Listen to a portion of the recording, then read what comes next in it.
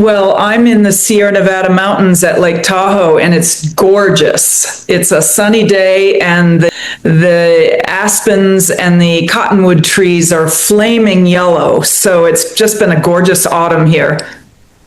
Are you painting outdoors these days? I start outdoors with all of my paintings, yes. And then I finish them in the studio. Let's go back to Buffalo. Let's go back up north. Okay. I was born in Buffalo, New York, and my family lived in upstate New York. And my grandparents were both farmers. So I come from that kind of a upbringing. I had a very inspirational high school art teacher, and it just clicked for me at a very young age, and off to State University, the SUNY system, State University of New York. In California, it's the Cal State system. It's a typical place for middle-class kids to get an undergraduate education. So I went to SUNY Potsdam, which is even further upstate, an hour from Canada or less. I majored in art, and my professors at the time had two maxims. One was, if you're going to be an artist, a serious artist, you need to do it in New York City. And the other is, don't bother with graduate school. So these were the messages that I got in, let's see, I graduated in 1980 from SUNY Potsdam with a Bachelor of Arts degree. So off to New York City I went, much to my parents' dismay, because they were really kind of country people. And I had a little apartment on the Lower East Side of Manhattan, a fifth floor walk up. And these were tenement buildings that were built in the early 20th century. You walk in and it had a tub in the kitchen. They were all built the same way. Tub in the kitchen with a little water closet. I had would have been maybe the living room I turned into my studio. And so I lived in New York for 3 or 4 years, but I had a summer job that took me to New York City for about 7 or 8 summers. So I was absolutely enamored with New York City, and I'd had it with the country, and I just wanted to get to the big bad city and be an artist in New York. And in the early 80s, I did a cross-country trip with a girlfriend, a fellow artist, Joanne Broccoli, and I drove cross-country, camping all the way.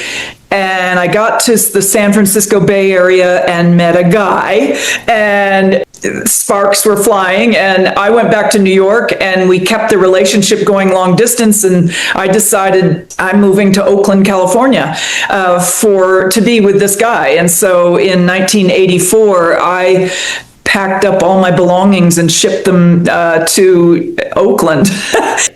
And I think what really happened was, crossing the country on that trip, I got past Chicago and I saw a landscape that was just so much grander, larger, more exciting and just big from what I knew in upstate New York, which was more gentle and a very different kind of landscape. And so moving to the West Coast, I was painting these big kind of semi-symbolic, surrealistic fantasy landscapes that were about that kind of explosive energy of the American West. And I also was working some really not very pleasant jobs. I waitressed in a French restaurant in Oakland. I painted houses, and I thought, I can't keep doing this. So I enrolled in graduate school at UC Berkeley and got my Master of Fine Arts degree at the university. And that enabled me to have the degree to allow me to then apply for teaching jobs at the college level. I knew I didn't want to teach at K through 12. I didn't want to be a cop. I wanted to only teach people that were interested in being taught. I didn't want to have to police anyone.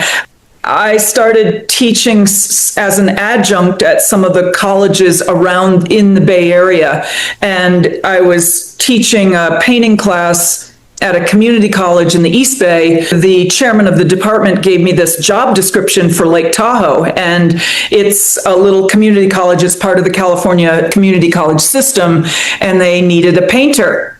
And I threw in an application. And in the 10 years that I lived in the Bay Area, I never once drove to Lake Tahoe. I was completely absorbed in the urban art scene of the Bay Area. If anything, my nature was more Marin County, which is glorious. If you've ever been to Northern California, it's just absolutely lovely. So I drove to Lake Tahoe for the interview for this teaching position, and lo and behold, they gave me the job. And the relationship that brought me to California had kind of gone south by then, and I needed a way out. And so the job was the perfect excuse to kind of vamoose.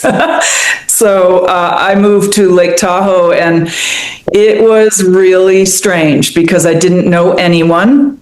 And I had a lifestyle where I only associated with other artists, and now I was in a small community where not everybody knew who Jackson Pollock was. So this is like, a very different kind of situation, and the job was huge. It's a small school, and the million-dollar question when I interviewed was, will you teach art history? Because it's not a large enough department to have art history faculty. And so having a master's degree in fine arts in no way prepares you to teach art history survey courses. So in a way, I had to do almost another master's degree on my own to be able to teach survey art history, as well as painting and drawing. And the smaller the school, the more things you have to do. And in some ways, I'm so thankful that I had to teach art history, because it just opened me up to so many more influences for my own work. And teaching at the community college level, which is the first 2 years of an undergraduate education, you always learn the most when you're the teacher. And so I think it really helped me to become technically a better painter. And I had sort of started to sneak outdoors painting plein air. So my training was in no way would have approved of plein air painting. At that time, it was probably considered something that was for little old ladies on a Sunday afternoon and not very serious in the big art world.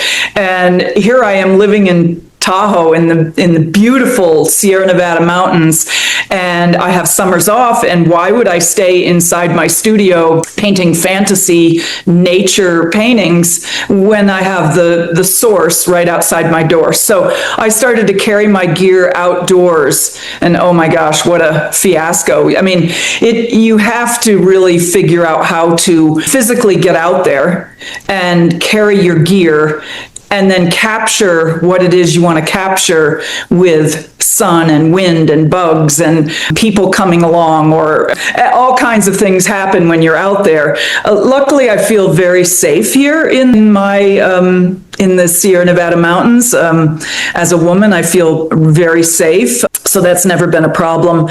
And then I finished the paintings in the studio. And because my background was something more fantasy, surrealistic, but always kind of natural forms, I started to apply that to direct observation of nature.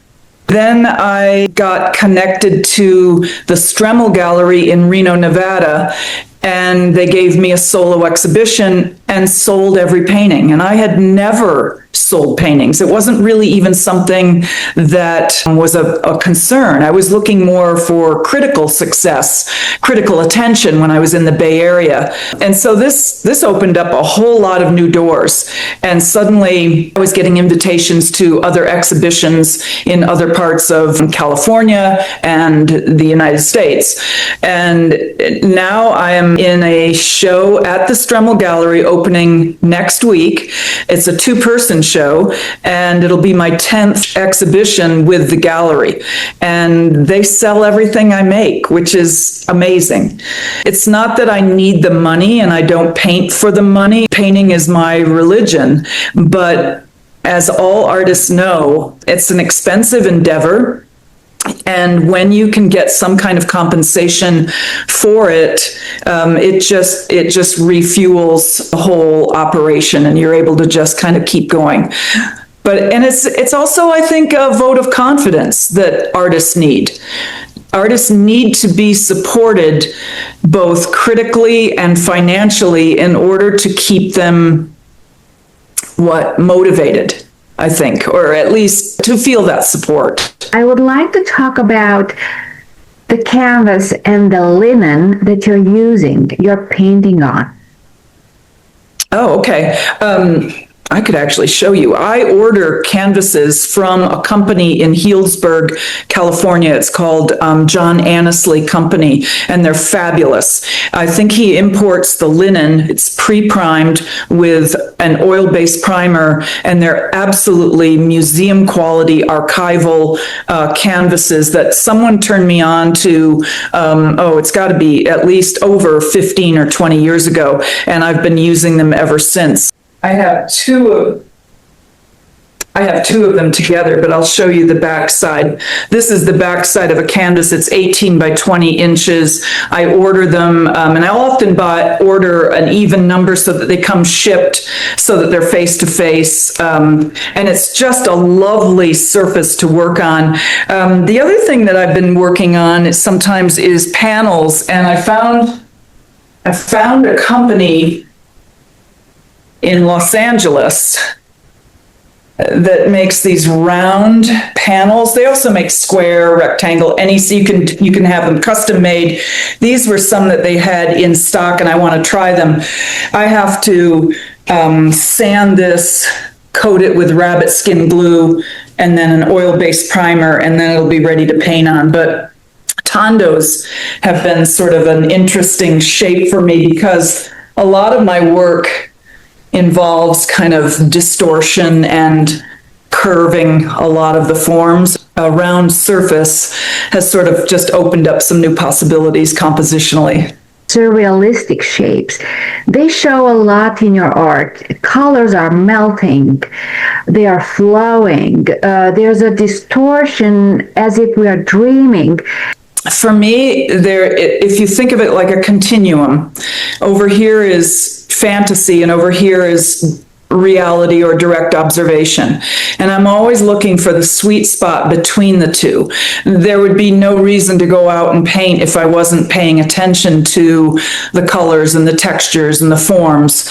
For me, when I'm looking at nature, when I'm in nature, I see gestures in the forms. Like if I look at a tree with branches, I kind of feel a certain kind of gesture. When I look at the clouds, this painting behind me, you can kind of see I'm using direct observation, but I'm also torquing it and twisting it in order to create maybe a more emotional response to nature. There's this hyperbolization. They are bigger than they would be in real life. I kind of think of it like an orchestra, and I'm the composer, and the violin section kind of takes over for a moment. So it's like I want to make that flower really big and put it up into the sky, or I want the birds to feel close, so I'm playing around with scale and scale shifts that are not natural, that are not perceptually realistic, in order to heighten the feeling that I'm kind of controlling what I want you to pay attention to. And that's based on what I'm paying attention to when I'm out there in nature. Your palette, it's also, you have this very vivid blue, and in contrast with more earth tones on the ground. When you live at 6,000 or 7,000 feet above sea level, the sky is a very, very deep blue. Part of it is that I want to be true to this place. I want to honor the place that I'm in. And so, like this painting behind me, the grasses turn this kind of muted yellow, ochre, sienna, but the sky is just an intense cobalt blue. So again, I'm playing with fantasy and reality and trying to find exactly the right spot. And sometimes I err too far in realism, too far in fantasy, and it doesn't please me. So I'm really searching for just the right balance between those two extremes.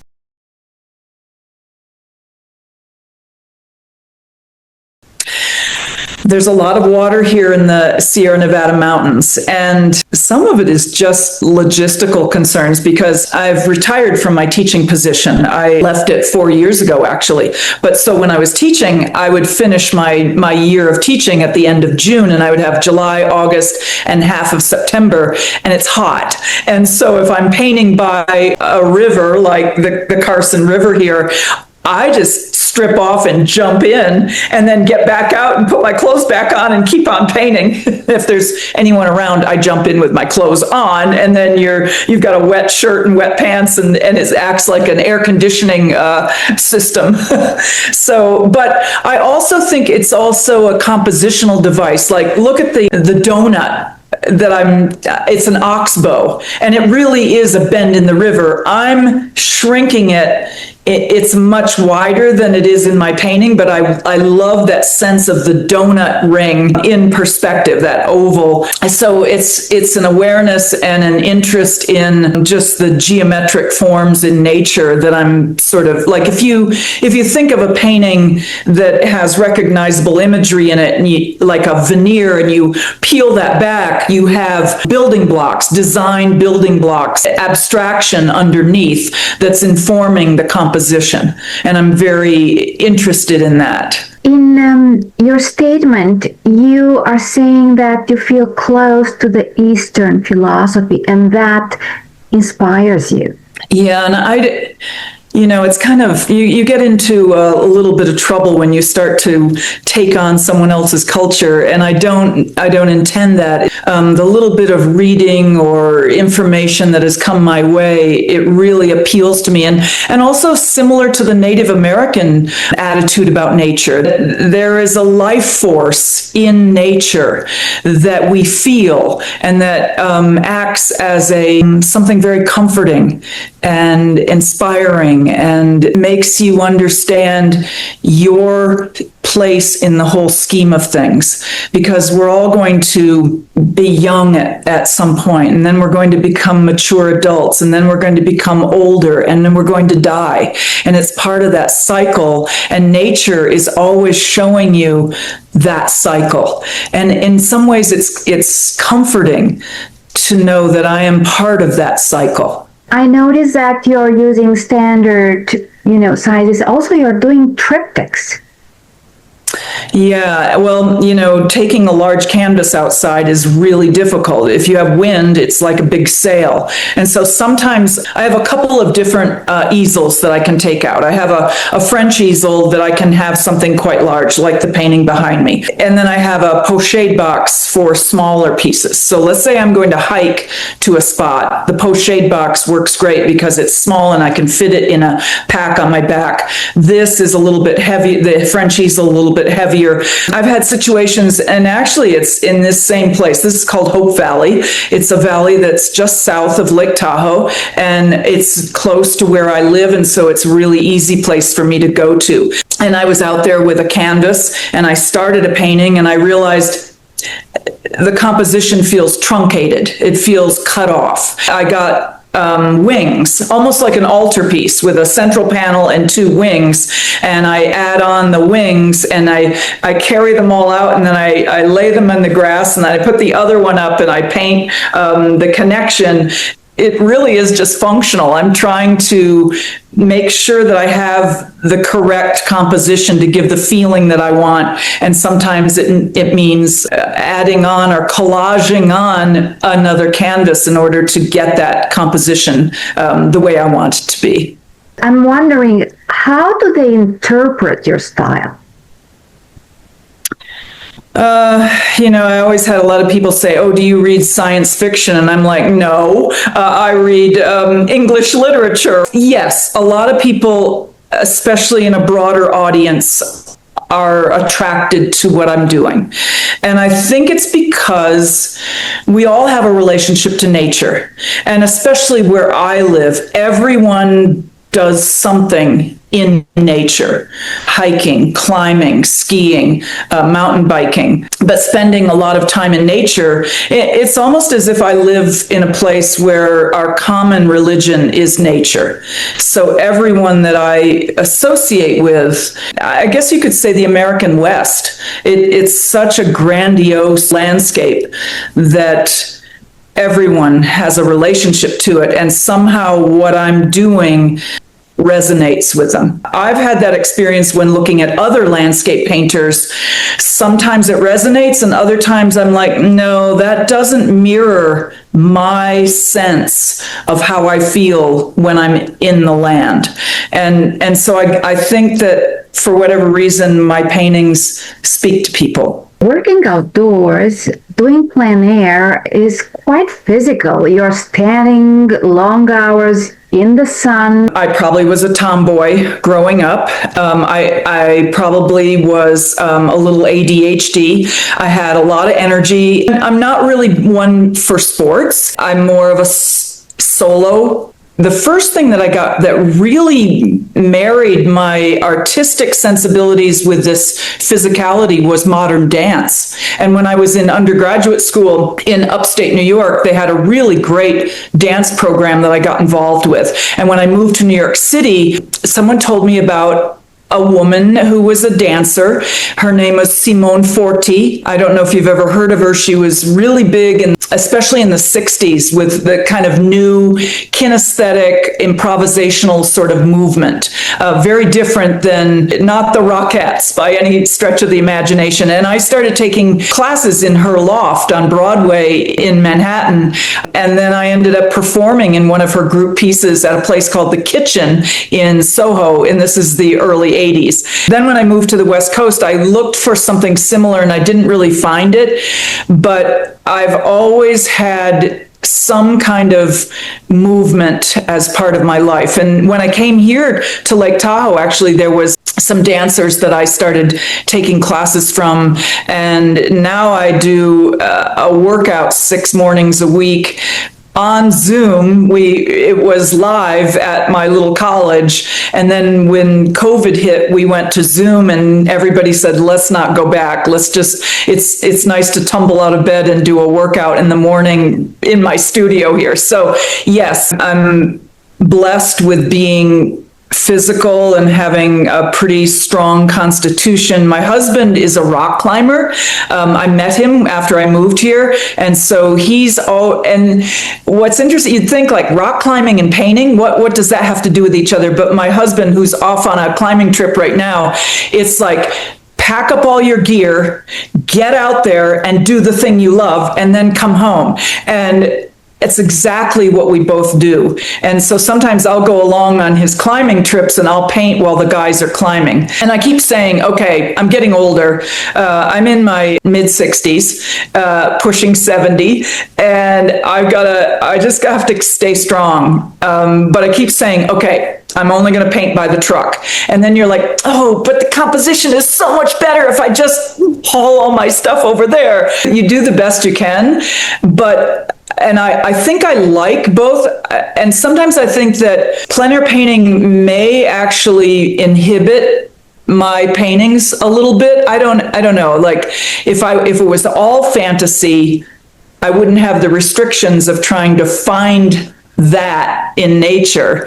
But I need to be outside for my mental health. I have to. And so that going out almost, and when I'm starting a painting and looking for a place, I love that sort of just trawling, wandering around, looking and feeling, and then it clicks and you go, that's it, I see the composition. Then you have to go out there multiple times at about the same time of day because the light's always changing. So I love that part of it, that going out and being in nature and feeling and being part of that dynamic kind of experience outdoors. But then I love this where I get to kind of blend and twist and sort of get that rhythmic sort of undulation moving between all the forms. And I kind of go more inside here. And so I think both parts of my practice are really important to me. Have you considered partnering with an author and doing illustrations for a book? A couple of authors use my images on the covers of their books. One was a book of poetry. They were poems about Utah. I think he might have even been like the poet laureate of Utah. And then there was a professor from Stanford University who teamed up with a writer, and they did like a 20-day backpacking trip through the Sierra Nevada mountains, and they wrote a book about it. So it was almost like science and art together, and they used one of my paintings on the cover of that book. I also have a friend who's a travel writer, and she writes memoirs, Suzanne Roberts, and I've done the cover art for at least 3 of her books, at least. So there's been that, but it's always collaboration is always interesting. Like this show that I'm opening next week at the Stremel Gallery in Reno, Nevada. I'm doing it with a friend and fellow painter, Aaron Hertel, and he and I we decided, okay, if we're going to do a show together, and his paintings are more of Nevada and mine are more California. We met in Hope Valley. He came to my neck of the woods and painted, and then I went out into Nevada with him, and so we have a couple of paintings in the show where we actually painted on location together, and we're doing an artist talk, and he's also an educator. He's a professor at the University of Nevada in Reno, and so the fact that we're both educators, both painters, landscape painters, it's just really fun to kind of collaborate, and the ideas sort of bouncing off of each other is very interesting. You are also in a community with a large number of artists. How do you coexist with the others, not necessarily painters, but all other artists? When I was teaching here at the community college, I was much more connected to the community of artists. Since I've retired from my teaching position, I'm a little bit more isolated, even though I have many, many friends here in the community who are artists. And we're all working hard, and we get together and throw ideas around, and there's always more opportunities than you have time for. I think, having taught for 27 years full time, right now I'm kind of enjoying being more on my own. And having my energy more just for myself, and not so much thinking of students and the community and that kind of thing. Maybe it sounds a little selfish, but it's kind of my time right now, and I'm really enjoying that. Are you using brushes, knives, other tools? Brushes. Yeah, I don't use palette knife for my artwork. Yeah, and it's pretty smooth. If you saw my paintings in real life, you'd realize they're fairly smooth. I put a lot of hours into the paintings by the time they're finished. So the brushes start out quite large, blocking in big forms, and then smaller to the smallest little nylon rounds where I'm really putting in sort of the minute details.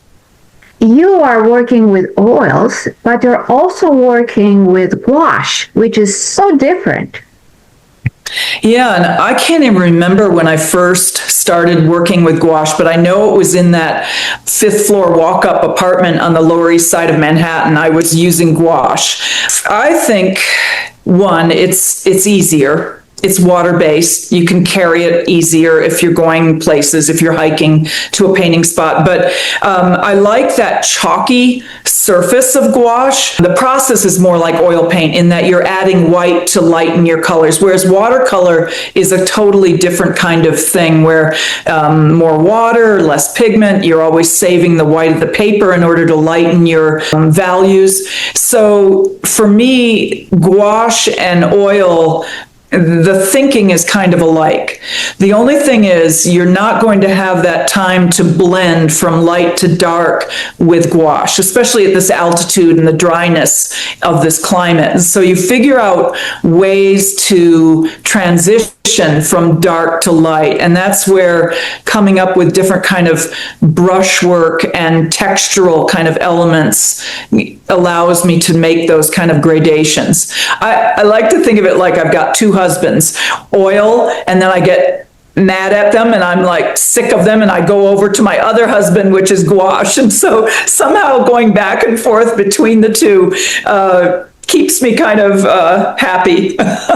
What about your prints? I'm connected with a gallery in Los Angeles. It's the Maxwell Alexander Gallery in Pasadena. And he suggested that we take one of a high-res image of one of my paintings and do a serigraph. And a serigraph is a silkscreen print.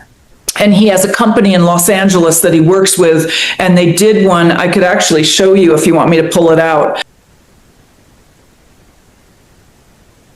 This is the print. So this is a serigraph print of a painting that I did that's 48 by 62 inches. So a pretty large oil painting, then recreated using 45 colors. And I went to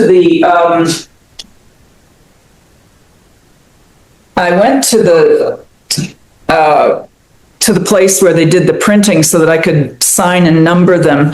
And it's a pretty interesting operation.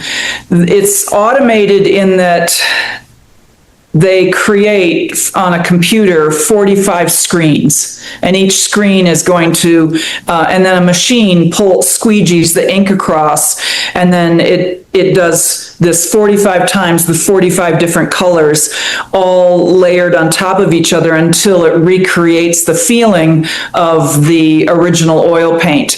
But it's more archivally sound than maybe the digital prints that most people are familiar with. And how can people order these prints? You can order that particular print through the Maxwell Alexander Gallery website. And if you go to the website, click on shop, and you'll see that print come up. And the title of that painting is Clark's Day Out. And because the birds flying around in the sky in that painting are Clark's nutcrackers. It's a bird that's very common here at high altitude in the Sierra Nevada mountains. Right now, I have this show, so the work is done, the work is there, and in a way, it's time for me to sort of take a breath and slow down. And I think that as I look ahead to what do I want to do in the next couple of years, I'd like to have the freedom to paint and maybe orchestrate a show specifically with maybe traveling down the east side of the Sierra Mountains. Living here in Tahoe, we can either go west toward the Bay Area or go east and drop down onto the east side of the Sierra Nevada mountains, which is very, very dramatic. The mountains are slow, they slowly rise from the west and then they drop very abruptly. And as you travel down the east side of the Sierra, it's a very dramatic, open, and you're also high desert kind of.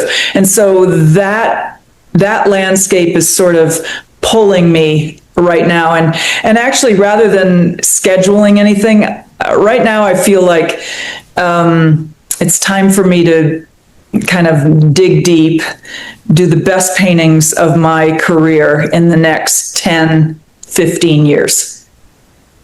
Have you considered going back to Buffalo for a short time to paint over there? You know, when I go back east, it does kind of bring up so many kind of memories, and that landscape is so part of my youth. Would I go back there to paint? I'm not sure. One institution that I would love to have a show at is the Birchfield Penny Museum in Buffalo, New York. Charles Birchfield was an early 20th century American landscape painter that did kind of fantasy melded with nature. And he's one of my inspirations for sure. He was from Ohio originally, but he accepted a job in Buffalo, New York. And I would love to have my work shown in that venue just because of the relationship of being born in Buffalo, but also really loving and being inspired by the work of Charles Birchfield. Being an educator, I really care about young artists and certainly understand how hard it is to, first of all, get the technical skill at the level where you're operating as a professional. So I think that's one thing. Finding a good teacher, finding an institution where you can learn the technical skills necessary to make professional, important work. I think the other thing is that you have to find your voice, and that means thinking about what you're doing and also paying attention to all the other inspirations in your life. Like for me, it's always been literature and nature, and at various times in my life, literature has been an inspiration for many of my paintings. Reading Wuthering Heights and the language that Emily Bronte used.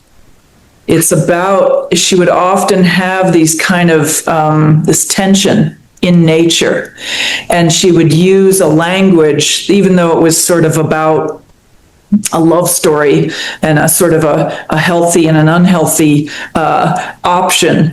There's all this language that was about sort of the tensions in nature. Something's always going up as something's going down. And so I found that nature somehow I see this when I read Wuthering Heights. People need to find where do you find your inspirations and dig deep into that and begin to understand what it is you're talking about. What are you trying to say? And be authentic, rather than maybe following sort of a contemporary trend. You need to dig in deep and stay in for the long haul. And your work's going to evolve and get more idiosyncratic the longer that you are in your practice. And I think also you just have to have a good work ethic, because artists have to make a living somehow, and you have to find out what are you good at. And when I found out that I could teach, I realized this is going to be the way for me to support myself, to enable me to have the wherewithal to do the work that I need to do. So, and I never had children, but I know many women artists have had children, and that's really important. And so I don't think that's a deal breaker by any means. And maybe that's a source of where what your art is about. So that's important to recognize. But I think stability in your life is really important if you're going to be an artist.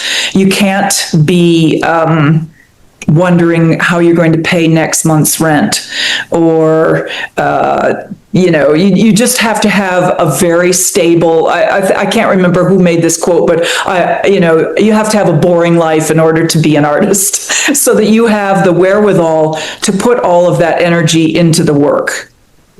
So I love meeting young artists. I like discussing it with them, especially young women that I've worked with, because I think I'm, particularly sensitive to the trials and tribulations of being a female artist.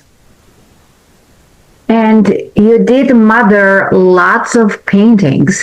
I did. I have, and I still plan to. Yes.